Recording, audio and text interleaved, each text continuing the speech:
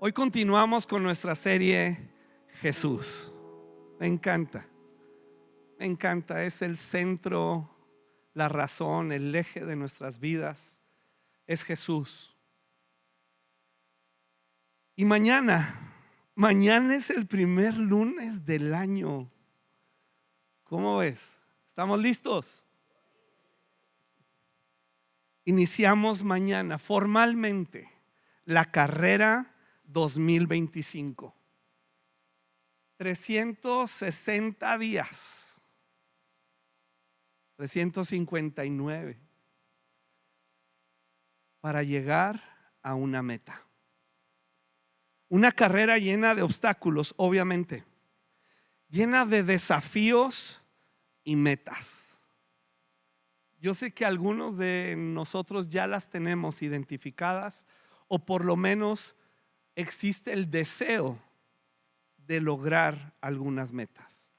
Estos propósitos de año nuevo que a veces nos abandonan ahí como por el 15 de febrero. Algunos más disciplinados pues alcanzan abril, mayo. Dicen los dueños de los gimnasios que enero es su mes y luego ya va bajando, ¿verdad? Pero te aseguro que todos nosotros, por el solo hecho de ser criaturas a imagen de Dios, deseamos cosas buenas, deseamos superarnos, deseamos experimentar felicidad y contentamiento. La pregunta es: ¿cuál es la estrategia de entrenamiento para esta carrera? ¿Qué estrategia estamos diseñando que nos llevará a diciembre de este año con una gran satisfacción? No lograremos una perfección, pero sí podemos avanzar en el perfeccionamiento que Dios nos da a través de su palabra. Pablo le da una estrategia a su discípulo Timoteo y le dice: Timoteo, no pierdas el tiempo. Y qué fácil es perder el tiempo hoy en día, ¿te das cuenta?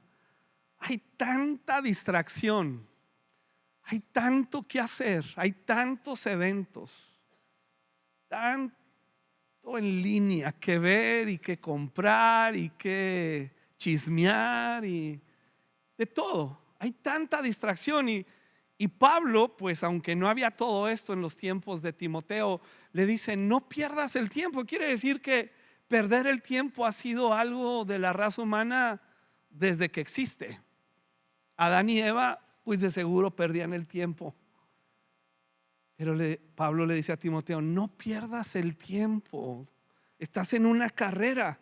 No pierdas el tiempo discutiendo sobre ideas mundanas. Iglesia, no perdamos el tiempo con una actitud y pensamiento negativo hacia este 2025.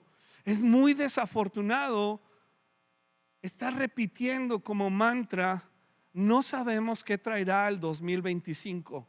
Y obviamente no sabemos. Escapa de nuestro control la situación económica, política, los cambios en nuestro mundo entero que afectan naciones, en la salud. ¿Qué bicho vendrá este 2025 a asustarnos y enfermarnos? Pues no lo sabemos, pero lo que sí sabemos y estamos seguros, y es una convicción en nuestro corazón, es que el Espíritu Santo que levantó a Cristo de entre los muertos vive en nosotros y podemos enfrentar lo que venga, incluso las cosas difíciles, porque Dios está con nosotros. No pierdas el tiempo discutiendo sobre ideas mundanas y cuentos viejos. En lugar de eso, entrénate para la sumisión a Dios. El entrenamiento físico es muy bueno, pero entrenarse en la sumisión a Dios es mucho mejor, porque promete beneficios en esta vida y en la vida que viene.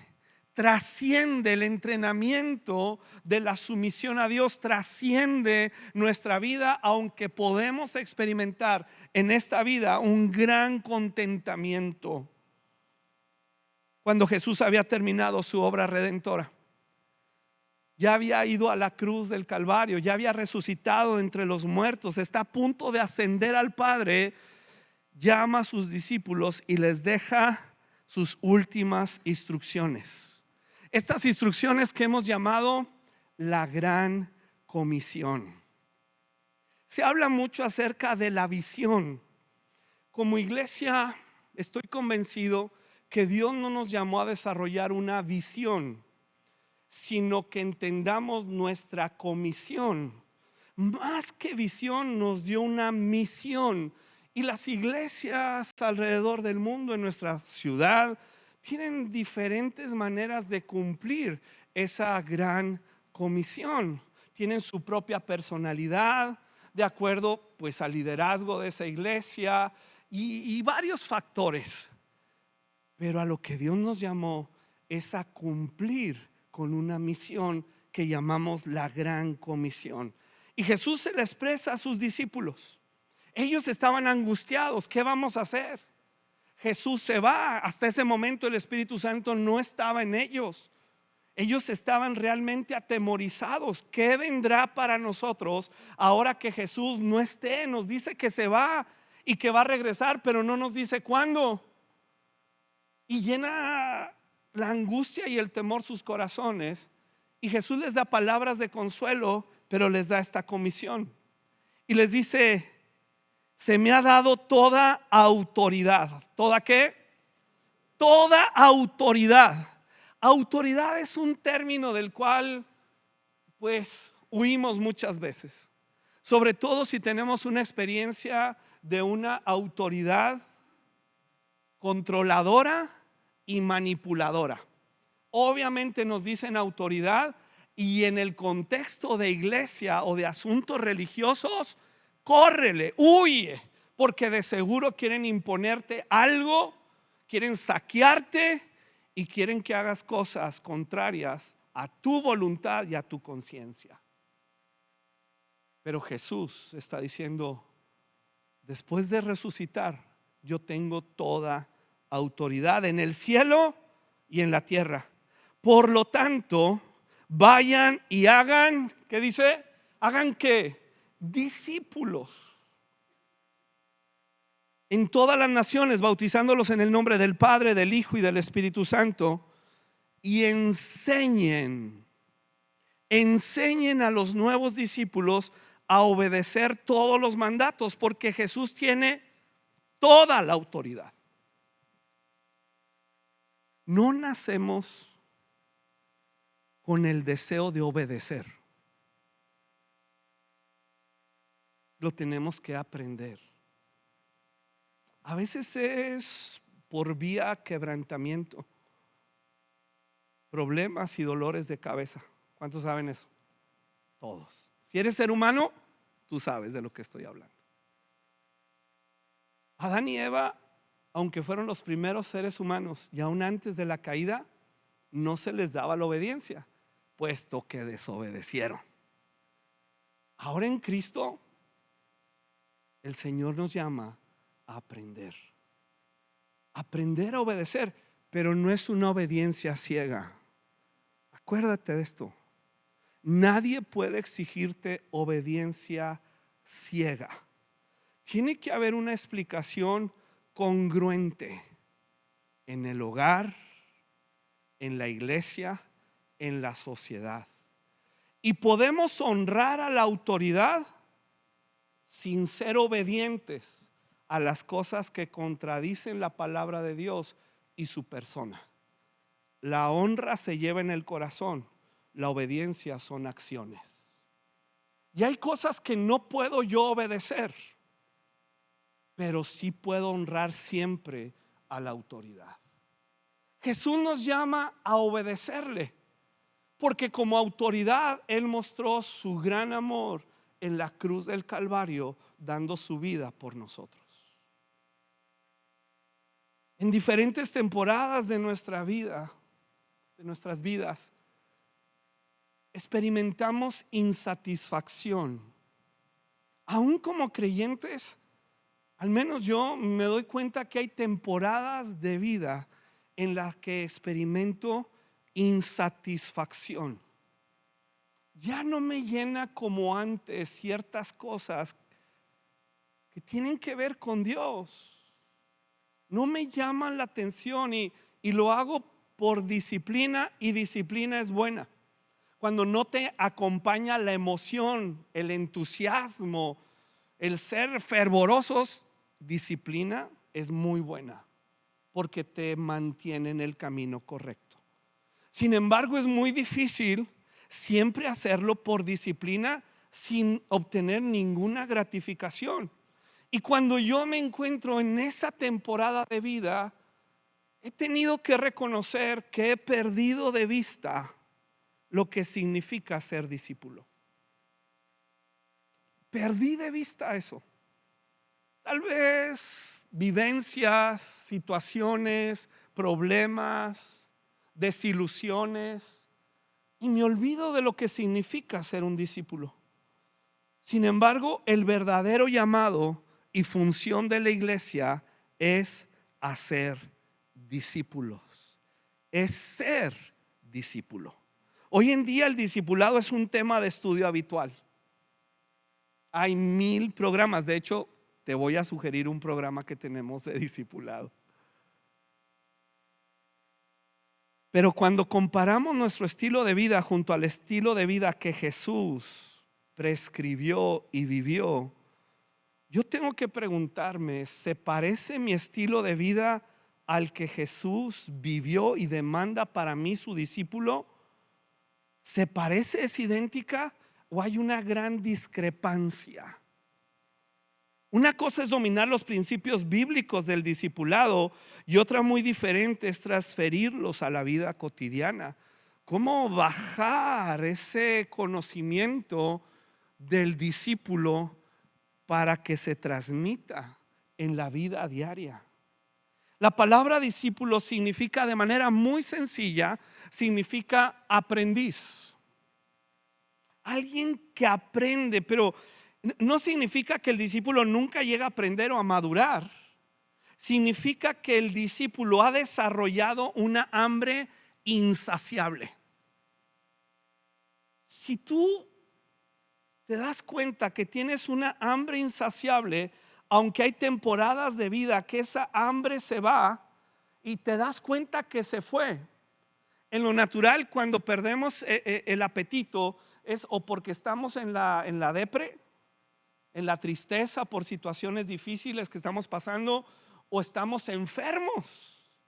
Y yo me acuerdo, pues en mi casa mi abuelita decía, no, pues si ya comió, ya está sano. Lo mismo sucede con el creyente. Entonces yo me doy cuenta que hay ocasiones, temporadas, donde no tengo hambre. Pero si te das cuenta que no tienes hambre de Dios, de su palabra, de servirlo y de transmitir esta vida cristiana a otros seres humanos, si tú lo identificas, es que eres un discípulo.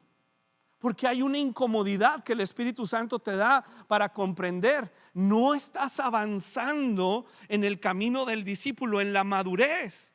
Y entonces el Espíritu Santo nos redarguye, nos avisa, suena una campana en el alma que dice: necesitas regresar al proceso, al camino del discípulo. Esta hambre insaciable por aprender más de Dios, porque nos damos cuenta que entre más aprendemos de Él, más podemos seguir conociendo de Él. Madurez no es una meta, sino una carrera que dura toda la vida. El maduro se identifica porque sigue el camino del discipulado, perfeccionándose en su fe. Desea perfeccionar su santidad y amor por Dios. Desea seguir caminando en sus propósitos y amar a las personas que le rodean. El inmaduro, el no discípulo, el simpatizante del cristianismo, cualquier otra religión, pero muy específicamente el simpatizante del cristianismo es aquel que le gusta la atmósfera, que disfruta del ambiente, de la amabilidad de la gente en la iglesia, de los cantos, incluso de alguna predicación. Él está contento, le agrada pero no tiene la intención de ser transformado por esta palabra ni por la presencia de Dios. El inmaduro dice: yo no necesito ya más. Por eso Pablo le dice a los filipenses: avanzo hasta llegar al final de la carrera para recibir el premio celestial al cual Dios nos llama por medio de Cristo Jesús. Si tú hoy estás aquí y te estoy viendo, si estás, es porque en tu interior el Espíritu Santo ha despertado un deseo por ser discípulo. Tal vez te trajeron a la fuerza. No levantes la mano. No importa, estás aquí. Eso indica de manera muy clara que la personita que te trajo te obligó, y espero que no te hayan traído con algún engaño, pero sí con la promesa de llevarte a comer. Significa que Dios proveyó a esa persona para traerte a un lugar y mostrarte su bondad, su gracia, su misericordia y su gran deseo porque le conozcas y disfrutes ser un discípulo y no un simple simpatizante. El autor de Hebreos nos dice: el alimento sólido es para los que son maduros, los que a fuerza de práctica están capacitados para distinguir entre lo bueno y lo malo. Así que volvamos a definir discípulo de esta manera. Discípulo es un aprendiz o alumno que acepta las enseñanzas de Cristo, no solo en la creencia, no solo en la información, sino también en su estilo de vida.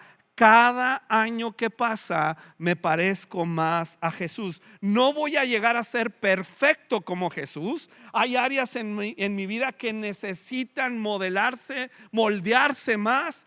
Pero si estoy caminando en mis errores, en mis fallas, en mis pecados, me vuelvo a levantar por la gracia de Dios, donde el justo caerá 7 veces y se volverá a levantar, y continúo en la carrera de la fe, poniendo los ojos en Jesús, quien es el consumador y autor de esta fe. Es que seguimos en ese camino, y ese camino es muy contrario al carácter de nuestros días. Es contrario. Hoy en día este humanismo que está siendo glorificado, exaltado, y algunos quieren imponérnoslo, busca una gratificación instantánea, un compromiso a corto plazo. Es que deseamos instrucción sin corrección, respuestas rápidas a la oración y resultados rápidos con un mínimo de esfuerzo, con un mínimo de incomodidad. Sin embargo, no existe el discipulado instantáneo, no existe el discipulado a corto plazo. Así que para los que se han formado con la doctrina de la creencia fácil, las exigencias radicales de Cristo les parecerán excesivas e irracionales. Y por eso, aunque a Jesús lo seguían multitudes, el grupo de discípulos era muy pequeño. No solo porque fueron llamados específicamente a ser sus discípulos, que llegaron a ser los apóstoles, sino porque aceptaron deliberada e intencionalmente el camino del discípulo de Jesús. Y existen 3 condiciones para ser discípulo. Jesús dijo que el alumno no escoge al maestro. Tú y yo no escogemos a Jesús. Yo sé que de manera práctica se nos dice: pues acepta a Jesús. Incluso se usan términos como dale una oportunidad a Dios. Pero la realidad, la Biblia enseña que Él nos escogió antes de que naciéramos y diseñó planes, propósitos para nuestras vidas, haciendo de nosotros una obra maestra por su gracia y su bondad. El discípulo no escoge al maestro, es el maestro, así lo enseñó Jesús, el que escoge a sus discípulos. Les explicó: ustedes no me escogieron a mí, yo los escogí a ustedes. Y el maestro, nuestro Salvador, el Señor de nuestras almas, quien tiene toda la autoridad en el cielo y en la tierra, dice: si quieres ser mi discípulo, hay 3 condiciones. ¿Estás listo para saberlas? Híjole, no se oyó muy aguadito eso. ¿Estás listo? Como decíamos de chiquillos, ¿verdad? ¿Listos o no? Allá voy. Número 1, la primer condición de Jesús para ser un discípulo de Él es un amor sin rival. En el reino de nuestros afectos, Jesús nunca va a aceptar competencia. Él no va a competir. Lo expresó y está registrado en Lucas 14:26. Si quieres ser mi discípulo, y usa una expresión muy fuerte. Si quieres ser mi discípulo, debes aborrecer a los demás. ¿Cómo, Jesús? Hablando de aborrecer, sí. A tu padre, a tu mamá, a tu esposa, hijos, hermanos, hermanas. Y da un paso más. Debes incluso aborrecer tu propia vida. De lo contrario, no puedes ser mi discípulo. Y Jesús ama a los que no son discípulos. Vemos en la Biblia, en los evangelios específicamente, cómo daba de comer a las multitudes. Incluso antes de compartir el evangelio, las buenas nuevas, el reino que era Él y se había acercado a los seres humanos, decía: vamos a darles de comer, porque pues con la panza vacía no entra la enseñanza. Dios ama al simpatizante, pero su gracia se vuelve eficaz en el creyente. El creyente que toma el reto de avanzar al discipulado, a la madurez. Ahora, ¿cómo reconciliamos estas dos verdades dichas por Jesús? Por un lado nos llama a aborrecer a los demás, a nuestras propias vidas, para ser sus discípulos, y por otro lado nos dice que debemos amar al prójimo como a nosotros mismos. Pudiera haber ahí un error, una contradicción. Sin embargo, Jesús mismo lo explica y lo registra Mateo diciendo, en palabras de Jesús: si amas a tu padre o a tu madre más que a mí. Esto es lo que reconcilia ambas verdades. Más que a mí, no eres digno de ser mío. Si amas a tu hijo o a tu hija más que a mí, no eres digno de ser mío. Jesús estaba usando un lenguaje de exagerado contraste. Jesús usó parábolas, hipérbolas, lenguaje de exagerado contraste para enseñarnos una verdad. Aborrecer aquí significa simplemente amar menos. Quiere decir que cuando yo comparo el amor que le tengo a Dios con el amor que le tengo a cualquier otro ser humano en la tierra, hay tal diferencia que pareciera que aborrezco, pero Él sigue siendo una prioridad. Ahora, amar a Dios no es que nos volvamos raros, groseros con los que no desean a Jesús, haciendo ambientes incómodos con los familiares, con cara de plátano agrio en las fiestas. Eso no es amar más a Dios. De hecho, amar más a Dios que a esos familiares o amigos es ser paciente.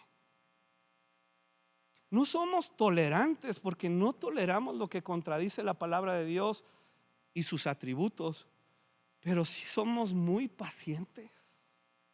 No nos vamos a reír de una inmoralidad, pero somos pacientes. ¿Por qué? Porque en el reino de mis afectos Jesús es primero. Y eso trae una línea de gobierno a nuestros hogares muy clara, que entiende nuestro cónyuge y nuestros hijos. El centro de nuestros corazones, en el reino de nuestros afectos, primero es honrar a Dios. Ya tan pronto, Juan.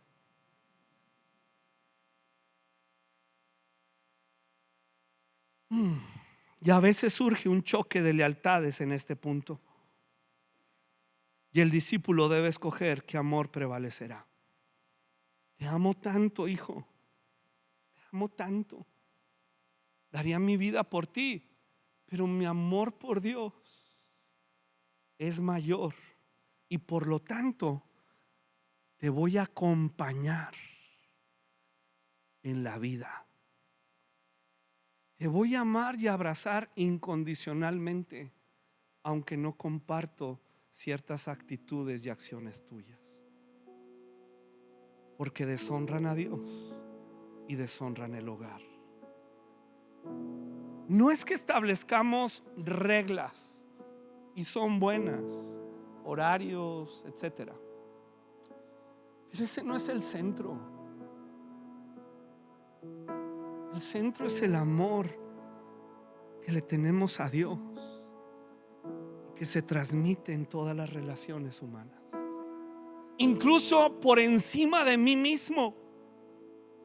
Hay cosas que yo amo y yo deseo, pero por amor a Dios, aunque no son pecaminosas, me abstengo, porque el amor de Dios expresado en Cristo Jesús todo lo puede, todo lo soporta, nunca deja de ser, no busca lo suyo y no se envanece.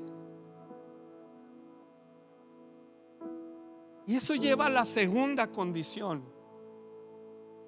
Ya que hablamos del reino de los afectos, ahora Jesús dice: la segunda condición es llevar la cruz continuamente. ¿A qué se refiere con esto el Señor? Mateo 16, 24. Dice: Jesús dijo a sus discípulos: si alguno de ustedes quiere ser mi seguidor, esta es la condición. Tiene que abandonar su manera egoísta de vivir, tomar su cruz y seguirme. Si tratas de aferrarte a la vida, la perderás, pero si entregas tu vida por mi causa, la salvarás. ¿Qué significa para el discípulo ir a la cruz? No es una situación de enfermedad, no es una situación trágica. Es que como en el reino de mis afectos gobierna Jesús, yo voluntaria, intencionalmente voy a la cruz a dejar mi egoísmo. Ese egoísmo que me está matando, destruyendo mi matrimonio, las relaciones. Ese egoísmo donde yo soy el centro y la razón, donde todos existen para mí y por mí, y aún desprecio a los que son diferentes y no contribuyen para mi felicidad. Es este egoísmo el cual me llama Jesús. Para ser discípulo tienes que crucificarlo, y la cruz es tormento, es angustia. Me duele renunciar a mí mismo, me duele renunciar a mi egoísmo, a tantos planes que tengo, pero no veo a Dios por ningún lado. No veo a mi familia inmediata, no veo las cosas que son importantes y una prioridad para Dios en mi vida, no las veo. Es voy adelante y por encima de lo que sea, y lo vamos a lograr. Hay veces debo tomar un paso hacia atrás y reconocer: esta meta es bien egoísta, porque no estoy pensando en los que me rodean, ni siquiera en mi devoción, servicio y adoración a Dios. Si alguno quiere venir, deje su egoísmo.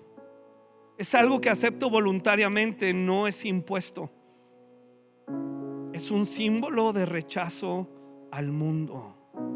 El discípulo comprende que para experimentar el poder que levantó a Jesús de los muertos, primero debe ir a la cruz. Porque la cruz no es el destino del discípulo. No fue el destino de Jesús. Fue algo muy necesario. Pero su destino era la resurrección. Por eso Hebreos nos dice que por la alegría puesta delante de él fue a la cruz. No fue la cruz en sí lo que le causó alegría. Estaba sudando gotas de sangre. La alegría es: el Padre me va a resucitar, el Padre me va a glorificar, voy a regresar con mi Padre, voy a estar a su diestra como lo he estado por toda la eternidad pasada y lo estaré en la eternidad futura. Esa es la alegría del creyente, el contentamiento. Si esta leve tribulación pasajera, esta angustia en mi alma por estar crucificando mi egoísmo, mis pasiones egoístas desordenadas, va a tener un premio: el poder de la resurrección. Es donde el creyente experimenta esa paz que sobrepasa todo entendimiento. Esa paz no se da porque oremos por ti, se da en el camino del discípulo. Esa alegría que viene del cielo, ese contentamiento, esas ganas que Dios nos imparte por la vida de Dios, viene en el camino del discípulo. Pero hay que pasar por la cruz. Y finalmente, tercera condición. Antes ya la pusimos. Esta es la más complicada. Las primeras dos, de alguna manera, las podemos maquillar. Las podemos maquillar diciendo: no, yo amo a Dios más que a nadie en el mundo. No, estoy negándome a mí mismo, ¿verdad? Porque son condiciones internas que ningún otro ser humano puede ver. Pero la tercera nos ventanea, pero bien duro, porque es una entrega sin reservas. Jesús lo dijo: no puedes convertirte en mi discípulo.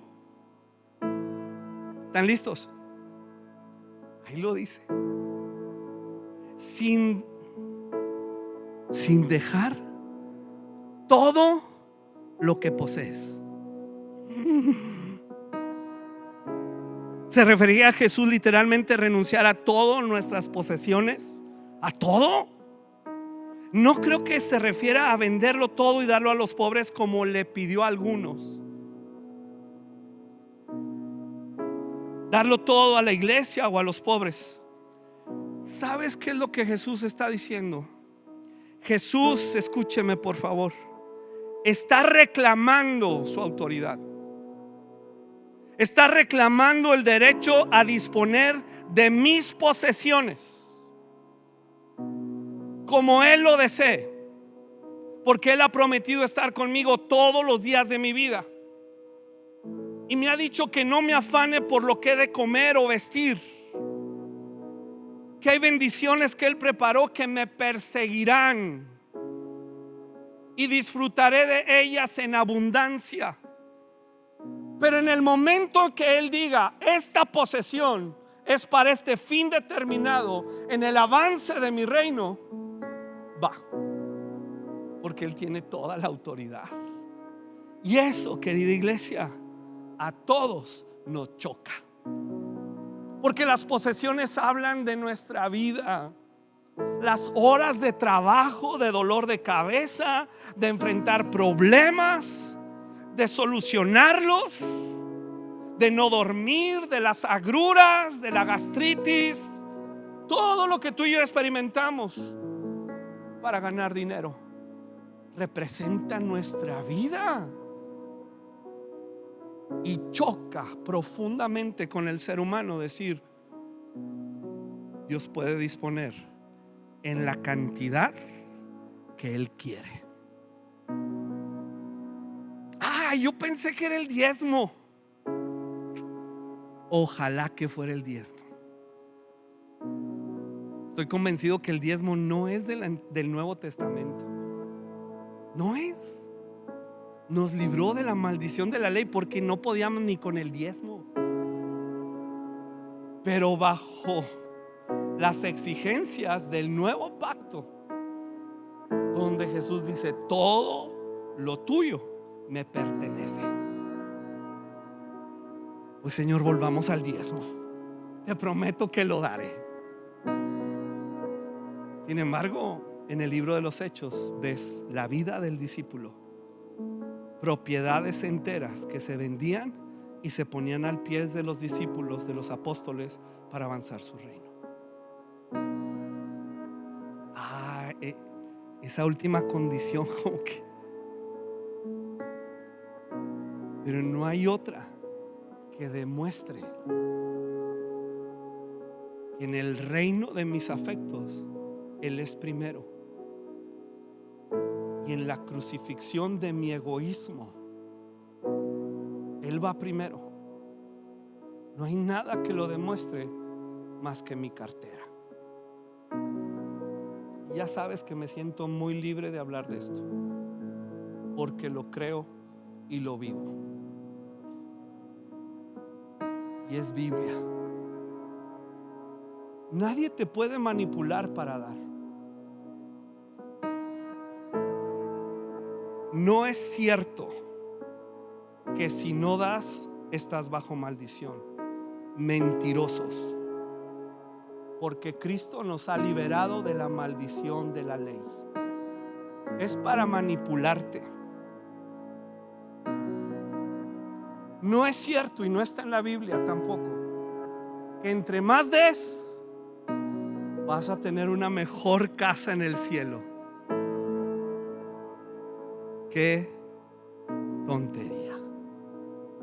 Ni siquiera vamos a vivir en el cielo, vamos a regresar a planeta Tierra. Pero lo que demuestra es que en el reino de mis afectos, en la conducta diaria en mi vida, Él tiene la prioridad.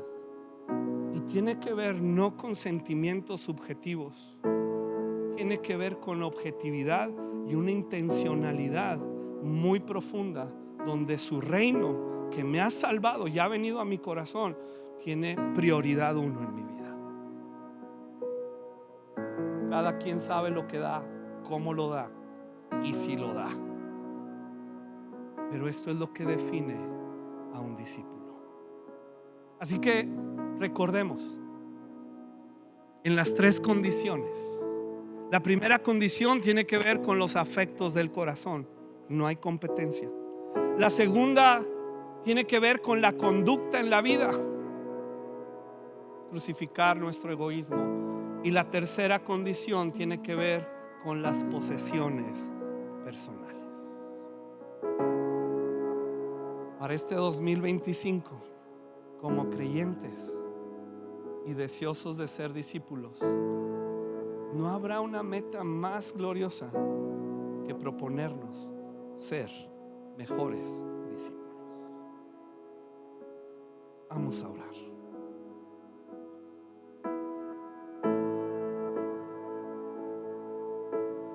Aquí estamos, Señor, lidiando con nuestra humanidad. Sí, con mis deseos egoístas, mis pasiones, mis deseos de todo tipo, Señor. Aquí estamos delante de ti, no podemos engañarte ni fingir. Pero si nos presentamos necesitados de ti, Señor, y reconociendo que tienes toda la autoridad, toda la autoridad. Y mi meta para 2025 es ser discípulo, no solo en la creencia, sino en la práctica. Espíritu Santo, ayúdanos. Y si tú estás listo para tomar el reto de ser discípulo, voy a pedir que te pongas de pie si eres tan amable y levantes tu mano. No es para todos, no sientas obligación de levantarte. Señor, aquí estamos de pie, nuestra mano en alto, para expresarte el deseo de ser discípulos. en el reino de mis afectos, tú serás número uno. No habrá competencia. Y eso me llevará, Señor, a crucificar mi egoísmo. Mi egoísmo. Y finalmente poner a tu servicio mis posesiones. Tú tienes toda la autoridad sobre mi vida y sobre mi familia. Pero no podemos solos. No es un buen deseo de año nuevo.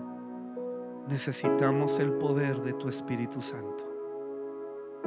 Así que lo procuraremos y abriremos espacios para alimentar la vida del Espíritu Santo en nosotros.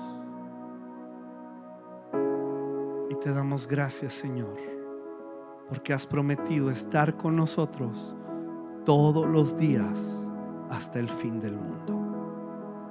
Gracias en el nombre de Jesús.